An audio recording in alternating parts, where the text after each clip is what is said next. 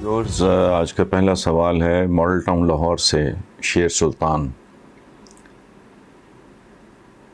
سوال بڑا دلچسپ ہے. وہ کہتے ہیں جی بہادری کیا چیز ہے؟ کیا جیل میں 4-6 مہینے گزارانا اور اس پہ اترانا بہادری ہے؟ کیا رائفل بردار لشکروں کے ساتھ گھومنا اور اسلحہ کی نمائش بہادری ہے؟ کیا غیرت کے نام پہ بہنوں بیٹیوں کو قتل کرنا اور تھانے پیش ہو جانا بہادری ہے؟ کیا ٹریفک سگنل توڑنا بہادری ہے؟ پلیز اس قوم کو بہادری کا اصل معنی اور مفہوم سمجھا دیجیے. شکریہ شیر سلطان صاحب. موسٹلی جو چیزیں آپ نے گنوائی ہیں یہ بہادری نہیں، بے غیرتی کے زمرے میں آتی ہیں. یہ شجاعت نہیں، جہالت ہے. ایک بات پہلے ہمیں سمجھ لینی چاہیے کہ بہادری اور بزدلی ہے کیا. موت سے خوف بہادر آدمی کو بھی ہوتا ہے. فرق صرف اتنا ہے کہ وہ اس خوف پہ قابو پا لیتا ہے. ایک بات. دوسری بات، سیانے یہ کہا کرتے ہیں کہ there is a very thin line، بہت ہی باریک لکیر ہے بہادری اور بے وقوفی میں. اتنی بھیانک مثالیں ہیں. میں فون پہ، چونکہ ہمارے بچے بھی سنتے ہیں، بیٹیاں بھی سنتے ہیں، مثالیں پورے کے پورے خاندان رل جاتے ہیں. وہ ایک لمحے کی بہادری کیا بے وقوفی اور بے غیرتی دکھاتا ہے، خود جیل چلا جاتا ہے، گھر کی بیویاں رل جاتی ہیں. بہادری بیسیکلی نام ہے ضبط کا. جو آدمی خود پہ قابو نہیں پا سکتا. دیکھیں بڑا مشہور واقعہ ہے، ہم یہ قصے سنتے ہیں سمجھتے نہیں، پتہ نہیں ہمارا ڈی این اے کا کوئی گند ہے. حالانکہ سادہ سی بات ہے. میدان جنگ میں حضرت علی کرم اللہ وجہہ، عام واقعہ ہے، میں کوئی نئی بات نہیں آپ کے ساتھ شیئر کر رہا. تو وہ ایک کافر کو گرا کے وہ اس کو قتل کرنے کے قریب تھے کہ اس نے ان کے منہ پہ تھوک دیا. حضرت علی الگ ہو گئے، چھوڑ دیا. لوگوں نے پوچھا یہ؟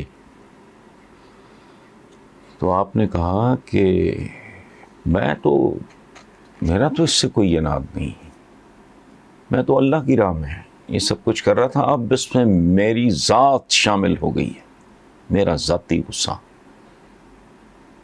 تو آئی ڈونٹ نو ان لوگوں کو یہ بات سمجھ آتی. حضور سے ایک بار لوگوں نے کہا کہ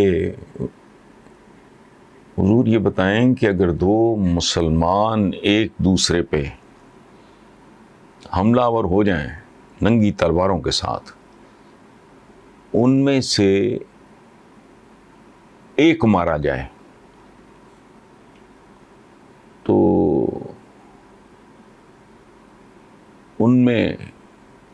ان کا سٹیٹس کیا ہوگا؟ حضور نے فرمایا دونوں جہنمی. وہ جو قاتل ہے وہ تو ہے ہی ہے، جو مقتول ہے وہ بھی جہنمی ہے. لوگوں کو حیرت ہوئی.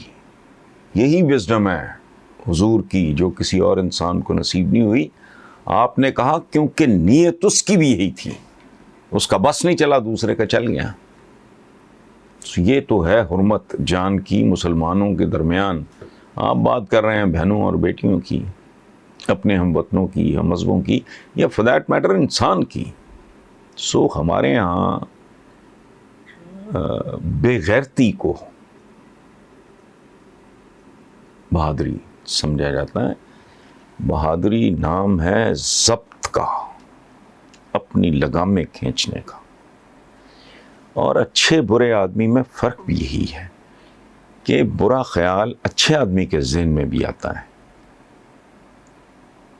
جو برا ہوگا وہ کر گزرے گا، جو اچھا ہوگا وہ اپنے پہ ملامت بھیج کے پیچھے ہٹ جائے گا. سو یہ جو کچھ آپ کہہ رہے ہیں ایک بلوچستان کے ایک رائٹر ہیں، ان کا افسانہ ہے غیرتی. وہ غیرت کے نام پہ قتل کرتا ہے، بڑا خوبصورت نوجوان لڑکا، بہت خوبصورت. وہ غیرت کے نام پہ قتل کرتا ہے، اس کو جیل ہو جاتی ہے.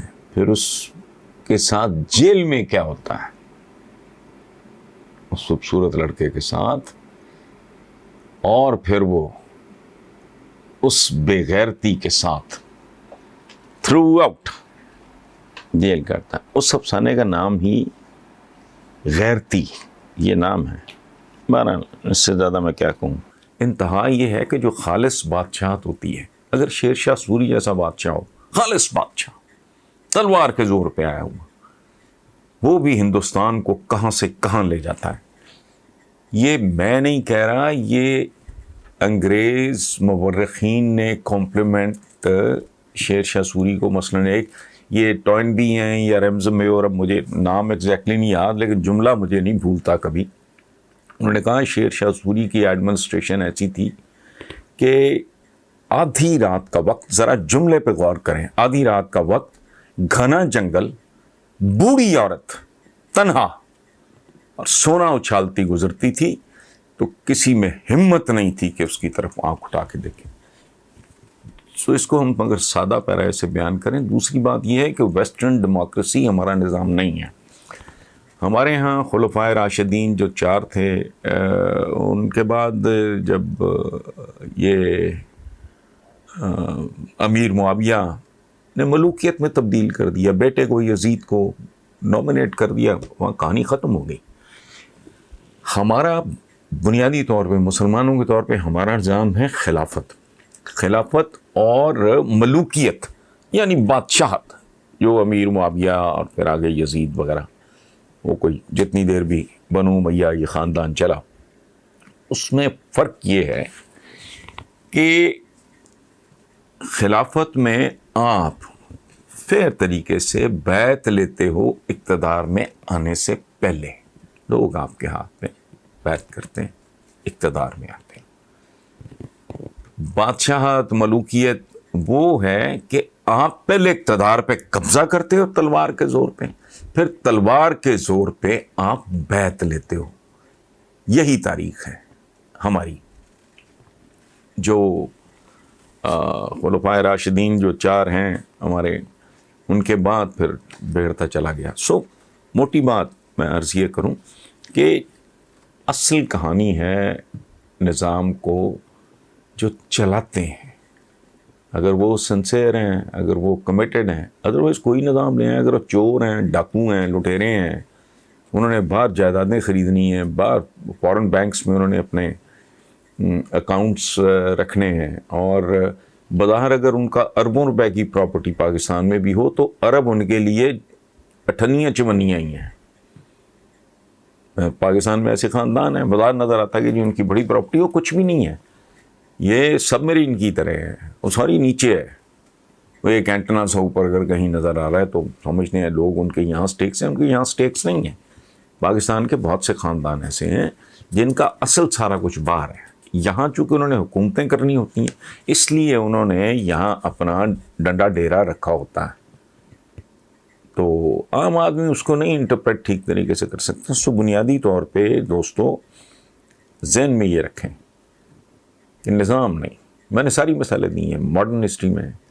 شیر شاہ سوری کی میں نے مثال دی ہے، اکبر کے زمانے میں نسبتاً صورت، سلمان علی شان، سلمان دا میگنیفیشنٹ جو آٹومن امپائر کا. تو آج کے زمانے میں میں نے دیکھیں اسکینڈینیویا ہے، انگلینڈ ہے، یہ اپنا امریکہ ہے، چائنا بالکل ہی اس کا کوئی ڈیموکریسی سے لینا دینا نہیں ہے، یہاں پھٹکار ہے ہمارے.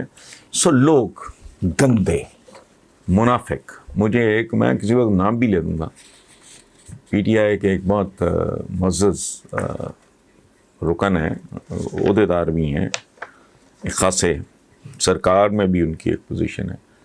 وہ مجھے کہہ رہے تھے کہ حسن بھائی ذرا پتہ تو کریں، جو جتنی انٹیلیجنس ایجنسیز ہیں، وہ کہہ رہے تھے کہ I am the only one جس کی فائل میں صرف ایک صفحہ ہے، چونکہ میں نے کیا ہی کچھ نہیں.